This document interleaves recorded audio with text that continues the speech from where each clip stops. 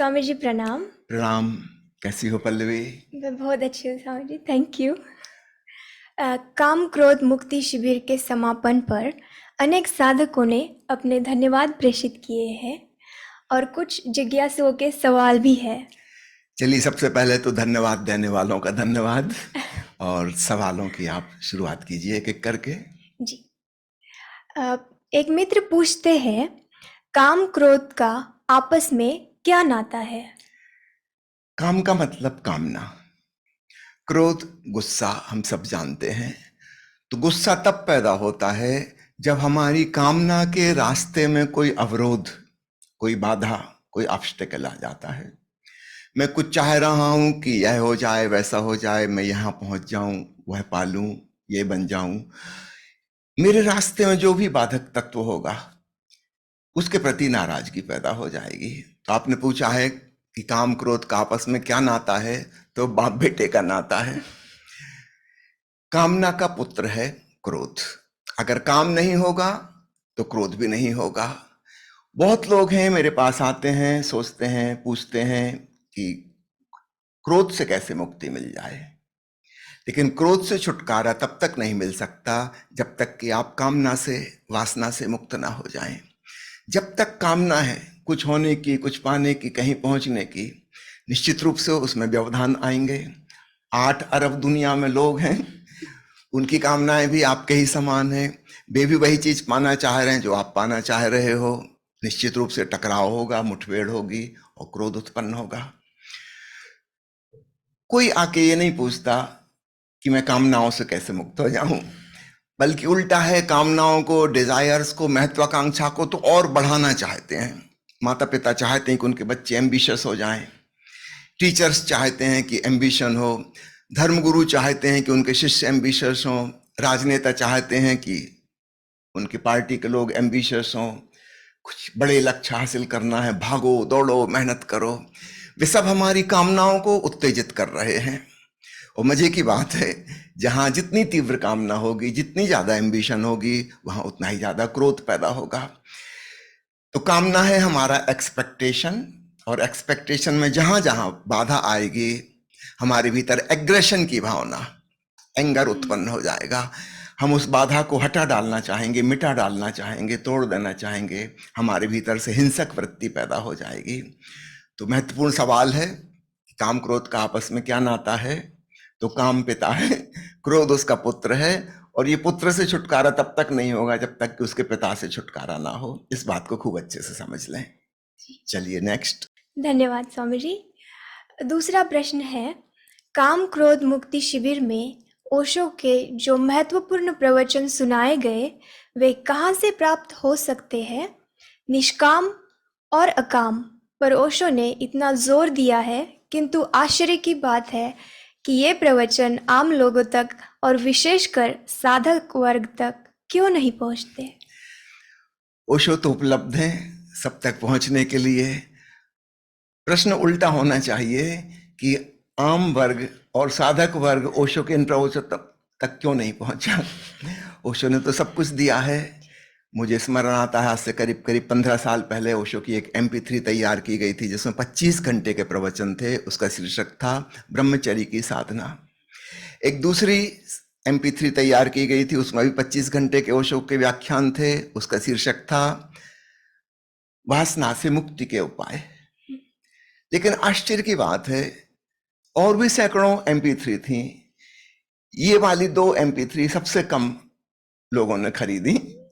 लोगों का इंटरेस्ट ही नहीं है। तो ओशो की तो अद्भुत प्रवचन माला है पंच महाव्रत पर, उसमें से अकाम पर तो बहुत विस्तार से चर्चा है। जैन शब्दावली में ब्रह्मचर्य को अकाम कहा जाता है, काम वासना के पार हो जाना। और निष्काम के ऊपर तो गीता दर्शन में इतनी चर्चा है। भगवान कृष्ण इस शब्द का बारंबार उपयोग करते हैं, क्योंकि अर्जुन कह रहा था कि मैं सन्यासी हो जाऊं, काम धाम छोड़ दूं, ये लड़ाई झगड़ा युद्ध मुझे नहीं करना। और भगवान उसे समझा रहे हैं, कर्म मत छोड़ो, हाँ निष्काम कर्म करो। सामान्यतः हमारे कर्म कामना से प्रेरित होते हैं, उसके पीछे कोई फल की आकांक्षा होती है। भगवान कृष्ण कह रहे हैं कि कामना ना रहे और कर्म हो, उसका नाम है निष्काम कर्म। तो गीता का पूरा सार संदेश अगर हम संक्षेप में कहना चाहें तो वह है निष्काम कर्म, फलाकांक्षा रहित कर्म। ठीक वही बात भगवान महावीर की शब्दावली में अकाम है। तो ओशो ने तो इस पर इतना विस्तार से समझाया है कि इसकी उपलब्धि कैसे हो। सच पूछो तो सिर्फ कृष्ण और महावीर का नहीं, समस्त धर्म पुरुषों का सार संदेश यही तो है। लेकिन लोग विचित्र हैं, वे वही खोजते हैं जो उनको खोजना है, जो वे ढूंढ रहे हैं वही उन्हें मिल जाता है। संत कबीर ने कहा ना, जिन खोजा तिन पाइया। इसके दो अर्थ हैं। एक अर्थ तो सब लोग समझते हैं कि जो खोजते हैं उन्हीं को प्राप्त होता है, जिन खोजा तिन पाइया। मैंने इसका दूसरा अर्थ और किया है जिन खोजा तिन पाइया, जिसे हम खोजते हैं वही हमें मिलता है। जिन खोजा, जिसे हम खोजेंगे, तिन पाइया, वही हमें मिलेगा। तो लोग जो खोज रहे हैं उन्हें वही मिल जाता है।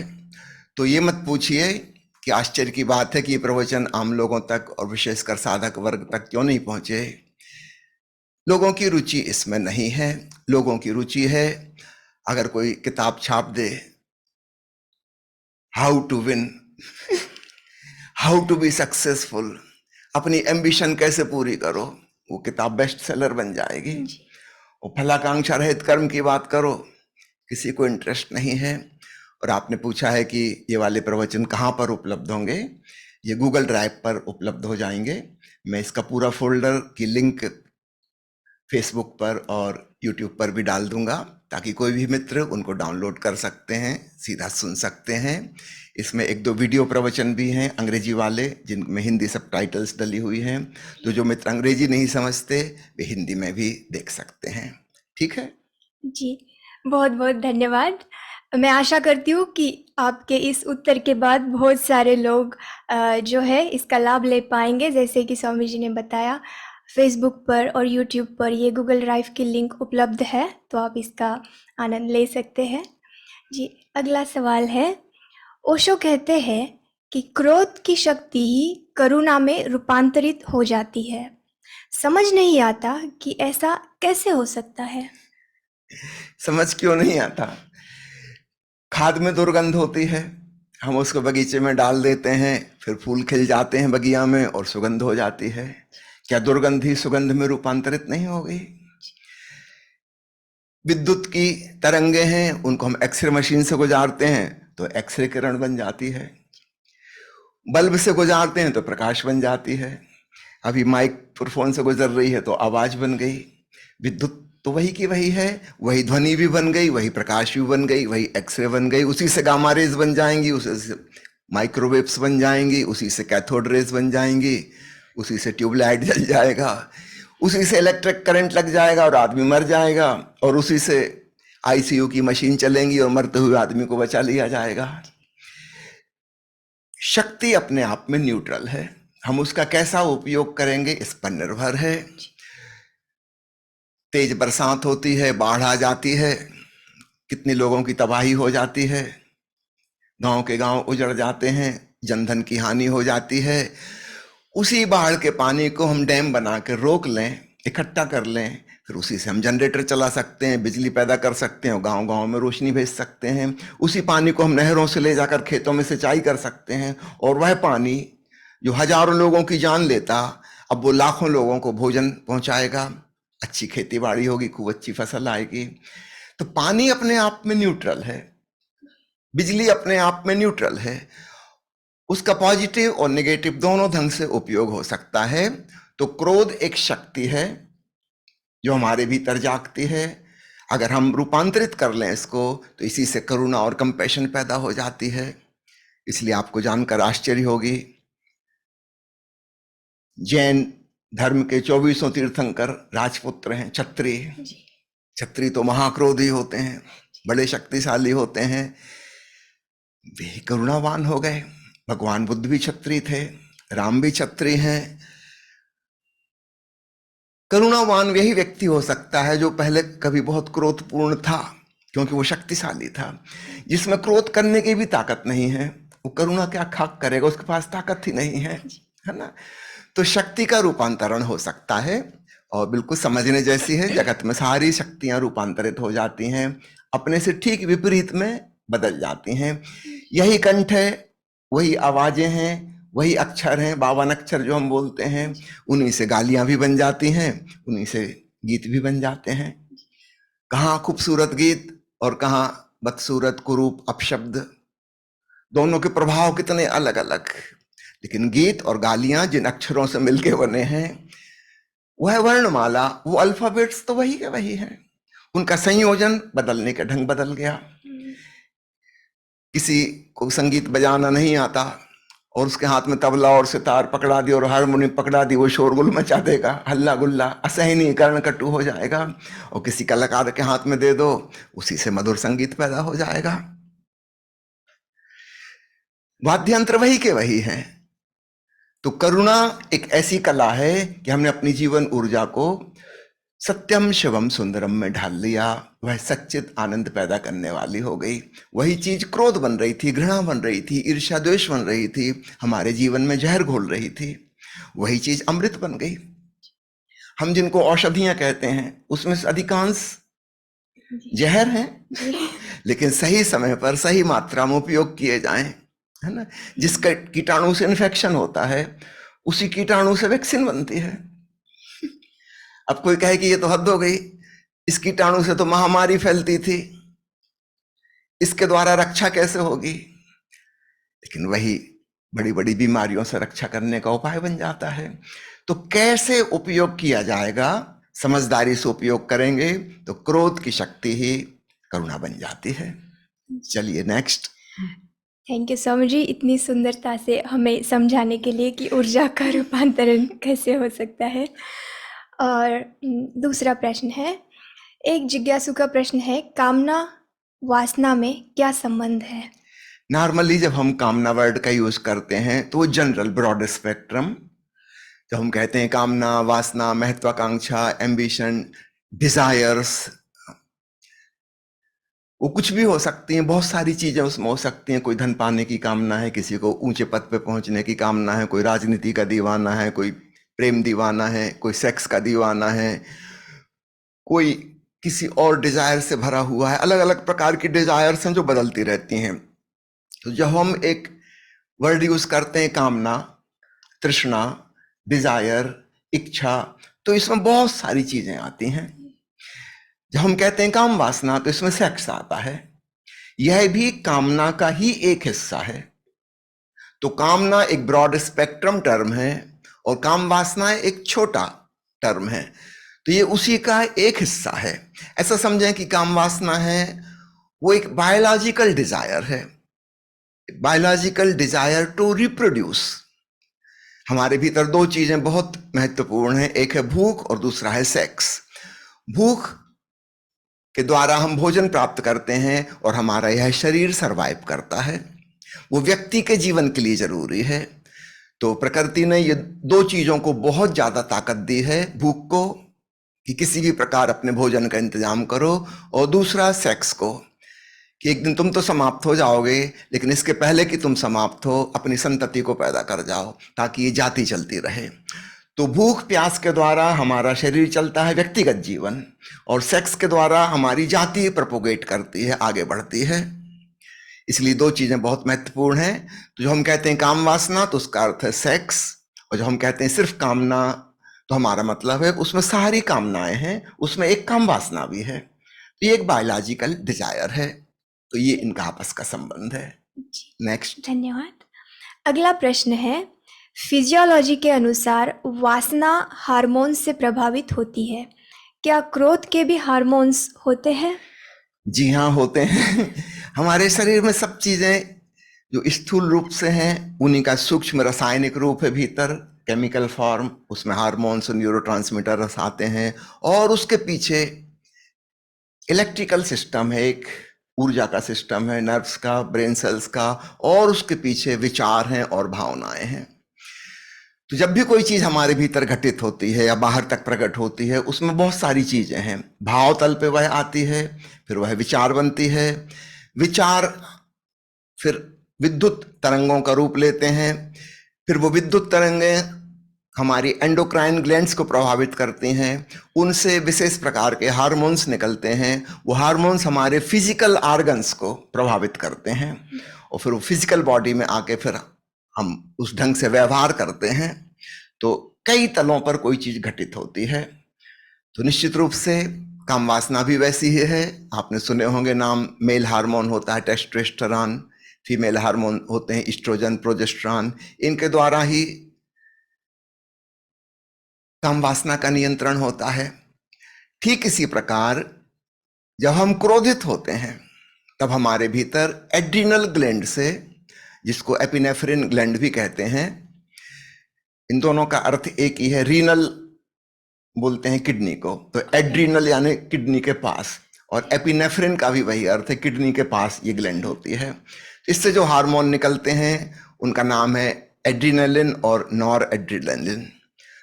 दूसरी शब्दावली में इन्हीं को एपिनेफ्रिन और नार एपिनेफ्रिन भी कहा जाता है। जो हमारे भीतर क्रोध की भावना पैदा हुई, उससे विचार जन्मे, उससे इलेक्ट्रिकल इंपल्स पैदा हुई, वहां से पिट्यूटरी ग्लैंड प्रभावित हुई। पिट्यूटरी ग्लैंड ने संदेश भेजा केमिकल रूप में एड्रिनल ग्लैंड को, एड्रिनल ग्लैंड ने एड्रिनलिन हार्मोन छोड़ा। इस हार्मोन ने हमारे शरीर के विभिन्न अंगों को प्रभावित किया। तुरंत हमारी सांस तेज हो गई, हृदय की धड़कन तेज हो गई, ब्लड प्रेशर बढ़ गया, मांसपेशियों में खून ज्यादा जाने लगा, क्योंकि अब कुछ लड़ना मरना होगा या भागना होगा। फाइट और फ्लाइट, या तो जान बचाओ भागो या आक्रमण करो, ऐसी स्थिति आ गई क्रोध की। इस प्रकार हमारा शरीर क्रोध के लिए तैयार हुआ। तो सभी तलों पर चीजें हुई। अगर इसमें से किसी चीज का डिसकंटिन्यूटी हो जाए तो फिर बात आगे नहीं बढ़ेगी। तो आपने जो पूछा है कि क्रोध का भी हार्मोन होता है, हाँ होता है। एड्रिनलिन और नॉरएड्रिनलिन नाम के हार्मोन होते हैं। अगर पुराने योग की भाषा में कहें तो जिसको वो इंगला पिंगला नाड़ी कहते हैं या सूर्य नाड़ी, चंद्र नाड़ी कहते हैं। तो सूर्य नाड़ी जो है वो हमारे सिंपैथेटिक नर्वस सिस्टम का प्रतीक है पुरानी भाषा में। जब सूर्य नाड़ी से हमारी सांस चलती है तो हमारे भीतर ये स्टिमुलेटिंग हार्मोन्स पैदा होते हैं। तब हमारे भीतर शक्ति की अधिकता होती है, हम ज्यादा क्रोधित हो सकते हैं, हिंसक हो सकते हैं। इसके ठीक विपरीत जब चंद्र नाड़ी से हमारी श्वास चलती है तो हमें शांत करने वाले हार्मोन निकलते हैं, जो एपिनेफ्रिन से ठीक उल्टे हैं। इसको एंटागोनाइज करेंगे। अगर पहले से एपिनेफ्रिन है शरीर में, उसको खत्म कर देंगे वो। चंद्र नाड़ी से जब हम सांस लेंगे तो हमारा चित्त शांत हो जाएगा, हमारा शरीर भी शांत हो जाएगा। तो क्रोध सिर्फ एक आयामी घटना नहीं है, सिर्फ उतना ही नहीं है जो बाहर दिखाई दे रहा है, एक आदमी नाराज है, उसके पीछे बहुत सारी मैकेनिज्म है, उसमें पर्टिकुलरली केमिकल और इलेक्ट्रिकल सिस्टम काम कर रहे हैं। नेक्स्ट। बहुत ही साइंटिफिक रूप से हमें समझाया, धन्यवाद। अगर हम कुछ ऐसा करें या ऐसा किया जाए कि क्रोध के हार्मोन वाली ग्रंथि सर्जरी द्वारा निकाल दी जाए अथवा हार्मोन के एंटीडोट वाली औषधि का प्रयोग किया जाए, तो क्या कोई व्यक्ति क्रोध से मुक्त हो सकता है? क्रोध के जो बाहरी लक्षण थे वो प्रकट नहीं होंगे, क्रोध से मुक्त नहीं होगा।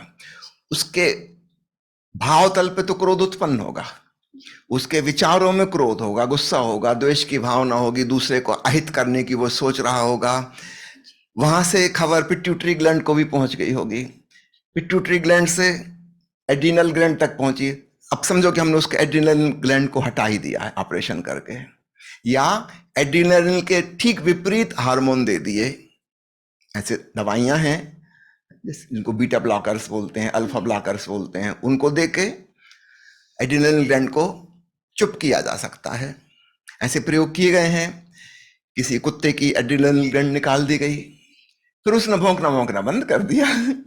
अब कुछ भी होता रहे, वो चुपचाप देखता रहता है। ये नहीं समझना कि वो क्रोध से मुक्त हो गया है। भौंकना चाह रहा है लेकिन अब भीतर से वो ताकत ही नहीं आ रही भौंकने की,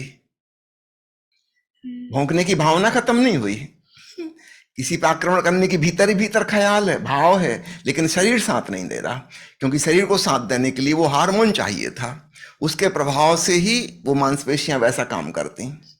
एक बात और बता दूं, क्योंकि जब हम क्रोधित होते हैं तो हमारे सारा खून मांसपेशियों में चला जाता है। क्या मारपीट करनी है, भागना है, तो पैर की मांसपेशियां, हाथों की मांसपेशियां, नाखून, यहाँ पे हमारा सारा खून चला जाएगा, मस्तिष्क का रक्त प्रवाह कम हो जाता है। उस समय बुद्धि फिर काम नहीं करती। कई लोग कहते हैं ना कि हमारी दिमाग ही काम नहीं कर रहा था, हम क्रोध में कुछ ऐसा कर गए, ऐसा कह गए, क्योंकि उस समय वहां खून जाना ही बंद हो गया, वहां ऑक्सीजन की सप्लाई, ग्लूकोज की सप्लाई सब कम हो गई, मिनिमम काम चलाऊ, सारा खून मांसपेशियों को जा रहा, अभी मारपीट की स्थिति बनने वाली है। तो ये संभव है कि ग्लैंड निकाल दी जाए या एंटीडोट दिया जाए हार्मोन का, तब क्रोध के लक्षण बंद हो जाएंगे। क्रोध बंद नहीं हो जाएगा, इसको हम क्रोध से मुक्ति नहीं कह सकते। क्रोध से मुक्ति तो तब है कि जबकि क्रोध करने का इंतजाम पूरा था, सही सलामत, लेकिन हम इतने ज्यादा चैतन्य हो गए थे कि हमारे भीतर क्रोध की भाव उत्पन्न नहीं हो रही थी, भावना उत्पन्न नहीं हुई थी, वो क्रोध से मुक्ति हुई। हम अपने ही साक्षी बन गए थे, इतने ध्यानपूर्ण हो गए थे, अथवा हमने अपने भीतर इतना प्रेम पैदा कर लिया कि अब क्रोध उत्पन्न नहीं होता। हमने अपनी जीवन ऊर्जा को करुणा में, प्रेम में, सद्भावना में रूपांतरित कर लिया, तो दुर्भावनाएं खत्म हो गई। ये खत्म होना आध्यात्मिक है, दिस इज स्पिरिचुअल। और सर्जरी के द्वारा या मेडिसिन के द्वारा जो किया जाएगा वो फिजियोलॉजिकल होगा, एनाटॉमिकल होगा, वो स्पिरिचुअल नहीं होगा।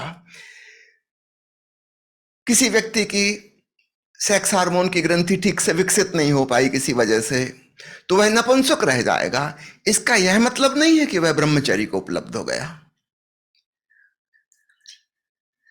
एक गाय के बछड़े को बैल बना दिया जाता है, उसके हार्मोन्स की ग्रंथि को नष्ट कर दिया गया, वो सांड जैसा अब नहीं हो पाएगा, लेकिन इसका यह मतलब नहीं कि उसकी भावनाएं बदल गई हैं। भावनाएं भीतर वही हैं, लेकिन अब प्रकट होने का उपाय नहीं बचा, वो शक्तिहीन हो गया। तो इन दोनों बातों में बड़ा भेद है। बहुत लोग ऐसा सोचते हैं कि जो दुर्भावनाएं हैं इनको क्यों ना हम किसी फिजियोलॉजिकल उपाय से, मेडिकल उपाय से, सर्जिकल उपाय से खत्म कर दें। ऐसा उपाय अगर गवर्नमेंट के हाथ में लग जाएगा तो निश्चित रूप से गवर्नमेंट करेगी, वो सभी को शक्तिहीन कर देना चाहेगी, लोग विद्रोह ना कर पाए, बगावत ना कर पाए, लेकिन इससे कोई स्पिरिचुअल ग्रोथ नहीं होगी, बल्कि पतन हो जाएगा। इससे तो अच्छा था कि व्यक्ति काम में जीता, क्रोध में जीता, कम से कम उसका दंश तो पाता, उसकी पीड़ा उसको होती, उसके पार जाने की सोचता, मुक्ति का उपाय करता, और आध्यात्मिक उसकी प्रोग्रेस होती। तो एक झूठा ब्रह्मचर्य पैदा हो सकता है, झूठी शांति पैदा हो सकती है। साधु महात्माओं ने ऐसा बहुत किया है, केमिकल चेंज करके। समझो कोई उपवास कर रहा है, जब शरीर में शक्ति ही नहीं बची, भोजन नहीं दे रहा, न्यूट्रिशन नहीं दे रहा, कमजोर हो गया है, तो निश्चित रूप से 15 दिन के अंदर अंदर काम वासना खत्म हो जाएगी। काम वासना तब पैदा होती थी जब हमारे पास सरप्लस एक्स्ट्रा एनर्जी हो, अपने दैनंदिन के क्रियाकलाप करने के बावजूद भी सब शक्ति जब बचती है तब वह वासना में प्रवाहित होती है। अगर दैनंदिन के कार्य करने लायक ताकत भी नहीं है, या सिर्फ बस उतनी है कि किसी प्रकार से काम चल जाए, कुछ एक्स्ट्रा बचा ही नहीं, उस व्यक्ति को धोखा पैदा हो जाएगा कि मुझे ब्रह्मचर्य की उपलब्धि हो गई। ये बिल्कुल झूठ है। ऐसा ही कोई व्यक्ति कमजोर हो जाए, किसी को टीबी की बीमारी हो गई है, कमजोर होता जा रहा है, वजन घटता जा रहा है, बुखार चढ़ा रहता है उसको, अभी आदमी क्रोधित नहीं होएगा, ये किसी के साथ मारपीट नहीं करेगा, दंगा फसाद नहीं करेगा, सांप्रदायिक युद्ध में भाग नहीं लेगा। इसका ये मतलब नहीं है कि ये अक्रोधी हो गया है, शांत हो गया है। इसके पास इतनी ताकत ही नहीं है, वो बिस्तर पे पड़ा है, उसको तो उठ के चल के जाना मुश्किल है, हाथ पकड़ के ले जाना पड़ता है, वो मारपीट कैसे करेगा। तो ये नहीं कि मारपीट की भावना खत्म हो गई, इस बात को खूब अच्छे से समझना।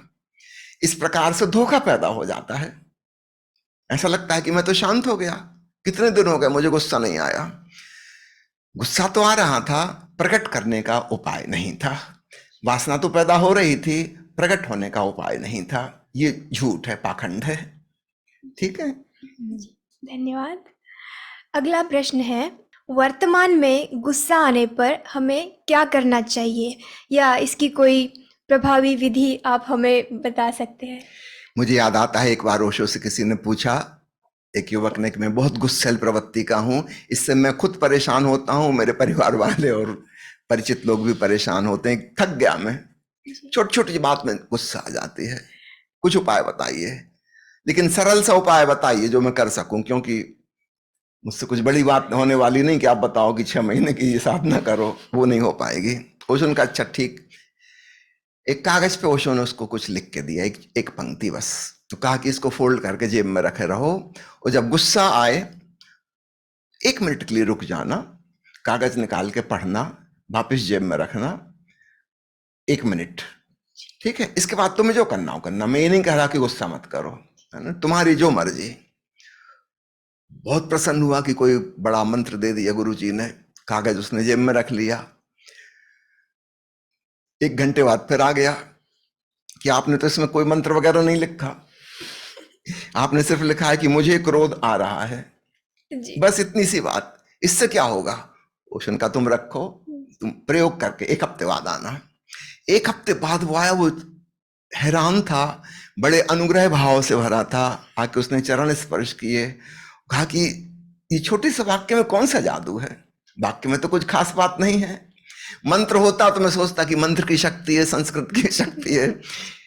आपकी लिखाई की ताकत होगी ये, आपकी हस्तलिपि, आपकी हैंड राइटिंग। जैसे मैं देखता हूं गुस्सा खत्म हो जाता है। फिर रोशन उसको समझाया कि नहीं, मेरी हैंड राइटिंग की शक्ति नहीं है, क्योंकि तुम 1 मिनट के लिए रुक गए, तुमने जेब में हाथ डाला, कागज निकाला, पढ़ा, उसको फोल्ड किया, वापस रखा, इसने एक रिमाइंडर तुम्हें दे दिया कि मुझे क्रोध आ रहा है। यह पढ़ते ही से तुम जागरूक हो गए, और जागरूकता में क्रोध नहीं आ सकता। जागरूक होना यानी ध्यानपूर्ण होना, सचेत होना। You are becoming more conscious, more aware.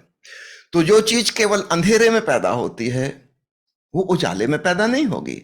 जैसे कोई अंकुर है, वो अंधेरे में पनपता है, अगर हम उसको उखाड़ के देखें तो मुरझा जाएगा। ठीक ऐसे ही हमारे भीतर जो भी नकारात्मक भावनाएं हैं, क्रोध एक उदाहरण उसमें से, और अन्य जो भी नकारात्मक चीजें हैं, अगर हमने उनको होश की धूप में ला के देखा, तो हमने पौधे की जड़ें उखाड़ ली, धूप में ले आए, हम उसका निरीक्षण कर रहे हैं, बस वो पौधा कुम्हला जाएगा। तो जैसे ही हमें होश आ जाता है कि मुझे क्रोध आ रहा है, समझो उसकी 50% ताकत उसी क्षण चली गई। और जैसे वो 50% जाता है, हमारा सेल्फ कॉन्फिडेंस और बढ़ जाता है कि अरे मेरे सजग होने से इतना गजब हो गया। अगले 2-4 सेकंड में 100% गायब। तो एक उपाय यह है कि आप सजग हो जाएं इस बात के प्रति कि मुझे क्रोध आ रहा है। नॉर्मली क्या होता है, जब हमें गुस्सा आती है, हम उस व्यक्ति के प्रति सजग होते हैं जिसने क्रोध दिलाया, कि इसने ये गलती की, इसने ऐसा कहा, इसको ये नहीं करना चाहिए था, वो नहीं करना चाहिए था। हम उसके प्रति सतर्क होते हैं, स्वयं के प्रति विस्मरण में होते हैं। और ओशो ने ये छोटी सी जो तरकीब दी है, क्या है, तुम उसको भूल जाओ उसने क्या किया, तुम अपना ख्याल करो कि मुझे क्रोध आ रहा है। Feel it.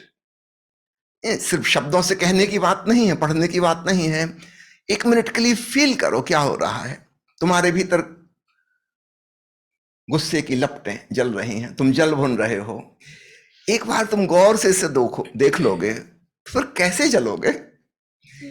अगर हम आग में अपना हाथ डालें, अगर हम नशे में, तब तो हम जला सकते हैं, लेकिन अगर होश है हमें और हमें जलन का एहसास हो रहा है, कि हम आग में हाथ डाल पाएंगे? और हम तुरंत विड्रा कर लेंगे, पागल हैं क्या? तो जैसे ही होश आता है कि मैं किसी गलत चीज में उलझ गया जिससे मुझे को नुकसान हो रहा है, दूसरे को नुकसान पहुंचेगा कि नहीं पहुंचेगा वो तो बात की बात है, मुझे तो अभी इसी क्षण वर्तमान में ही पहुंच रहा है। मेरी हार्ट बीट तेज हो गई, मेरी सांस तेज चलने लगी, मेरी नसें फड़क रही हैं, मैं आग बबूला हो रहा हूं, मेरा ब्लड प्रेशर हाई हो गया, मुझे तो नुकसान पहुंच ही रहा है। इस बात के प्रति सजग होते ही अचानक वो जो क्रोध का प्रभाव था वह तुरंत क्षीण पड़ने लगता है। तो वर्तमान के क्रोध से मुक्ति का सबसे अच्छा उपाय है, आप सजग हो जाएं, 1 मिनट के लिए रुक जाएं। उन सज्जन से कहना जिस पर नाराजगी आ रही थी कि भाई रुको, मैं 1-2 मिनट बाद आपको उत्तर दूंगा, 2 मिनट बाद आपका उत्तर ही चेंज हो जाएगा। आप वो उत्तर नहीं दोगे जो 2 मिनट पहले देने वाले थे। इस छोटी सी तरकीब का उपयोग करें। Just postpone it for few minutes. कोई कसम खाने की नहीं कह रहे हैं आपसे कि क्रोध मत करना, कसम बसम से कुछ नहीं होने वाला, जागरण से कुछ होगा। आप सचेत बनो, जागो। जो भीतर दावानल अग्नि की लपटें उठ आई हैं, जैसे ही आप इसके प्रति जागृत होगे, वो तुरंत ठंडी हो जाएगी, मामला बदल जाएगा। ठीक है। जी धन्यवाद। जैसे कि अभी आपने सुना कि हम भी एक चिट्ठी पे लिख के कि क्रोध आ रहा है अपनी जेब में रखा करेंगे और इसका प्रयोग करेंगे। जी अगला प्रश्न है, अतीत में घटी कुछ घटनाओं की वजह से जन्मे दीर्घकालीन अनसुलझे क्रोध से छुटकारे की विधि बताएं। तो अभी हमने चर्चा की वर्तमान के क्रोध की, अब पास्ट अतीत में जो घटनाएं घटी हैं 10 साल पहले, 20 साल पहले, आपकी तो उम्र ही छोटी सी है, बड़े बूढ़ों से हम कहेंगे 50 साल पहले, 60 साल पहले, वो लोग भी नहीं है संभवतः दुनिया में अब जिनके प्रति हमें नाराजगी थी, लेकिन वो नाराजगी हमारे भीतर मौजूद है। उस समय हमने दबा लिया था, अक्सर माता पिता के खिलाफ, शिक्षकों के खिलाफ, अपने परिवार के बड़े बुजुर्ग जो उस समय डोमिनेट करते थे उनके खिलाफ, अथवा समाज के कुछ लोग जो हावी हो जाते थे, उनकी बात माननी पड़ती थी मजबूरी में, उनके खिलाफ हमारे मन में बहुत क्रोध इकट्ठा है। हम कर तो कुछ नहीं पाए, दबा लिया, लेकिन वो दबा हुआ क्रोध एक घाव बन गया। इसको हम कहेंगे क्रॉनिक क्रोध। एक तो होता है एक्यूट, अब भी कोई घटना घटी हो तुरंत पैदा हुआ, फ्रेश। ये है पुराना सड़ा गला दीर्घकालीन, जिसको आप कह रही हैं अनसुलझा क्रोध, है ना, बड़ा कॉम्प्लिकेटेड है और बहुत सारी चीजें उसमें इन्वॉल्व है, कई घटनाएं घटी हैं, उन सबका मिला जुला एक नासूर, एक कैंसरस क्रोध बन गया है हमारे भीतर, वो लगातार मौजूद है। इससे छुटकारे की विधि ओशो ने बताई है, वो है कैथारसिस की विधियां।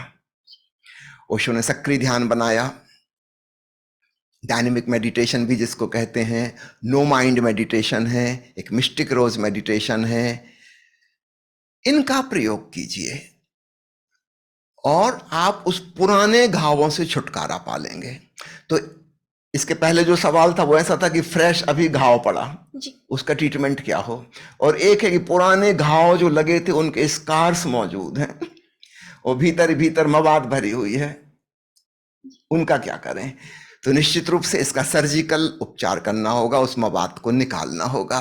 तो जो हम रेचन वाले ध्यान प्रयोग करते हैं तो भीतर की वह मवाद बाहर बह जाती है और उससे छुटकारा होता है। तो ये उपाय है अतीत के क्रोध से मुक्ति का। जी धन्यवाद। मेरे मन में एक सवाल आया है आपके इस उत्तर से कि इस विधि को एक साधक को कितने दिन तक करना चाहिए। देखिए, अगर कोई व्यक्ति ठीक इंटेंसिटी के साथ कर ले तो 3 दिन बहुत हैं। ये ओशो का ही वचन है, जो प्रवचन में उन्होंने कहा वो आपसे कह रहा हूं। और कोई धीमे धीमे कुनकुने करेगा तो 3 महीना मैक्सिमम, इससे ज्यादा की जरूरत नहीं पड़ेगी। चलिए, आपके क्वेश्चन के संदर्भ में एक और बात बता दूं, कुछ लोग हैं जो सजग होकर, साक्षी होकर रेचन का प्रयोग नहीं करते, तब कोई परिणाम नहीं आएगा, अथवा दुष्परिणाम भी आ सकता है। जैसे मेडिसिन के साइड इफेक्ट होते हैं ना, मेडिटेशन के भी साइड इफेक्ट होते हैं। यदि कोई व्यक्ति बेहोशी में कर रहा है कैथारसिस, समझो वो क्रोधी था और 10 मिनट सक्रिय ध्यान के तीसरे चरण में बिल्कुल पागल हो जाता है, खूब क्रोध करता है, लेकिन इससे वो क्रोध की आदत को मजबूत कर रहा है, वो मुक्ति की दिशा में नहीं चल रहा, वो बंधन को और मजबूत, जंजीर पहले रस्सी की बनी थी, अब उसने लोहे की जंजीरें बना ली और मजबूत हो गया। वो तो क्रोध की प्रैक्टिस कर रहा है। जिस चीज की प्रैक्टिस करोगे वो और शक्तिशाली हो जाएगी।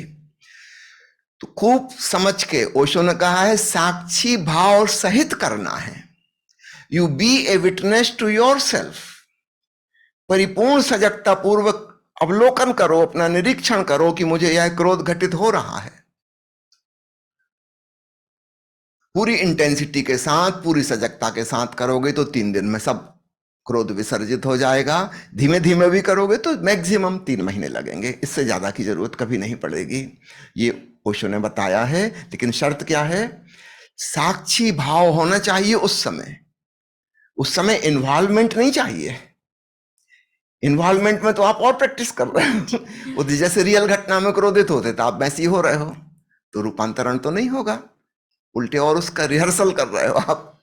तो ये वाली बात जरूर ख्याल रखिएगा।